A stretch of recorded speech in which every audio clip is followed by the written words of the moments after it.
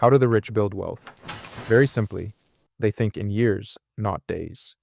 They invest consistently instead of lump sums chasing a quick payday, and they let compounding run its course without constantly interrupting it. That is the answer. They do not treat money like a lottery ticket. They treat it like a seed.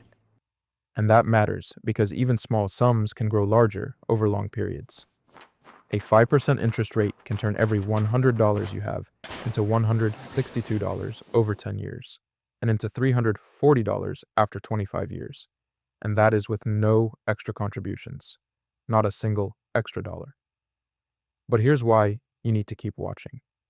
Knowing that time matters is not enough. Most people already know that.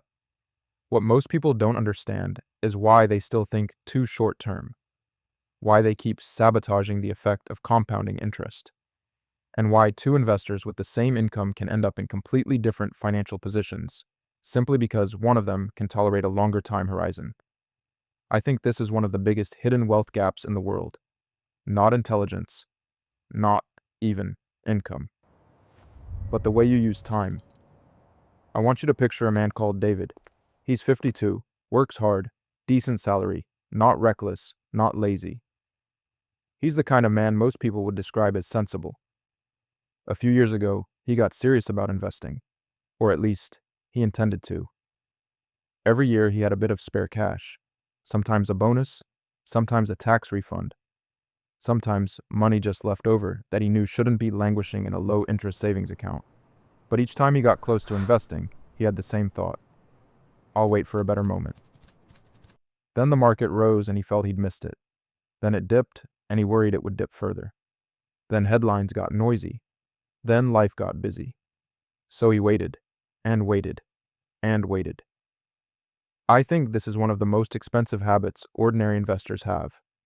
Not making terrible decisions. Just waiting in a reasonable way for far too long. The rich build wealth in three ways. 1. They give compounding enough runway to take off.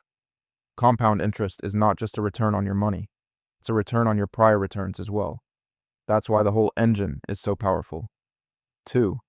They keep adding money. Dollar cost averaging means investing equal amounts every month or every payday, whether the market goes up or down. That means you buy more when prices are lower and less when prices are higher. 3. They think in years. This is the part people underestimate. The rich stop interrupting the process. It's not enough to invest once. It's not even enough to know about compounding. You have to stop sabotaging the growth of your money. And my honest opinion is that most people don't fail because the market defeats them. They fail because they allow themselves to panic and keep resetting the investment clock to zero. The difference between average investors and wealthy investors is often this. Average investors ask, what is my portfolio doing this week? Wealthier investors ask, what could my portfolio become in 5, 10, or 15 years if I stop resetting the compounding process and keep feeding it money? That is a completely different relationship with time, and the reason this lands so hard for people in their 40s, 50s, and 60s is obvious. By this stage of life, time feels real. You feel how fast 5 years goes. You start thinking in fewer, bigger blocks. You become more aware of missed time, but also more aware that the years ahead are important. And here's something I feel strongly about. Investors often make one of two mental mistakes. They either become too cautious because time feels precious, or too urgent because time feels short. Both can absolutely wreck compounding. But stay with me, because the next part is where this stops being a nice story and becomes real, practical advice. I'm going to show you why standing on the sidelines, waiting for the perfect time to start investing costs you more money than jumping in at the wrong time, and why this one insight can completely change the way you invest from this point forward. The brokerage firm Charles Schwab ran a test up until 2024, watching the behavior of 5 different investors over 20 years. Each person invested $2,000 per year into the S&P 500 in different ways. The finding was clear. Waiting for the perfect moment to invest costs more money than entering the market, even at all-time highs. In other words, investing leads to better financial outcomes than waiting and watching the market. In the Charles Schwab study, people who kept waiting to invest and stayed in cash sacrificed $103,900 $986 in lost potential earnings. So they lost over 100 grand more than the worst market timer who invested at each year's market high. That is a massive lesson. My opinion? That should humble almost everyone. Because it tells you the market forgives imperfect entry more than it forgives hesitation. So when people obsess over buying at exactly the right moment, they are solving for the wrong problem. The bigger problem is not, how do I nail the entry? It's, how do I stop wasting years in the name of perfection? This is also how you should think about the idea of turning $100 into serious money. Not as a magic trick, but as a mindset. $100 becomes powerful when it is part of a pattern of adding more compounding returns, staying invested, and thinking in long cycles, thinking in years, instead of in short bursts. The rich do not worship the first $100 because it is a large amount. They respect it because it is the start of a compounding habit. And the next part matters even more if you feel you started investing later than you should have.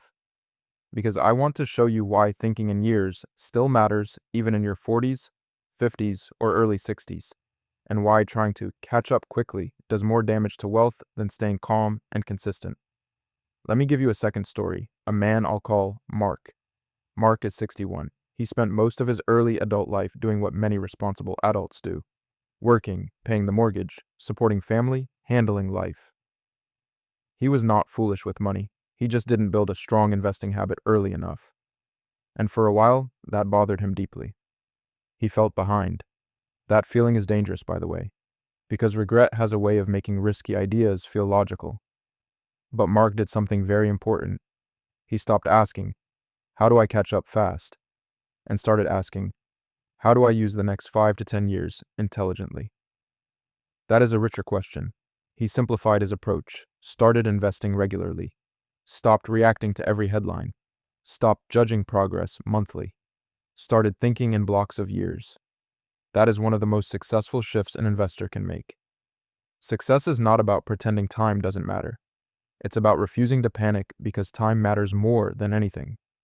Since 1972, the global index has experienced 8 bear markets, and after each one, the market bounced back and continued to grow. Bull markets have lasted longer and been larger than market crashes. That does not mean markets always go up on your schedule. What it does mean is that short-term pain has historically been part of long-term growth. That's why I believe one of the most powerful wealth-building moves is psychological, not technical. Stop demanding immediate emotional validation from your long-term investments. So, how do the rich build wealth? They do 3 things. They think in years, they keep adding, and they stay in the market long enough for compounding to matter. That's it. Not easy, but simple.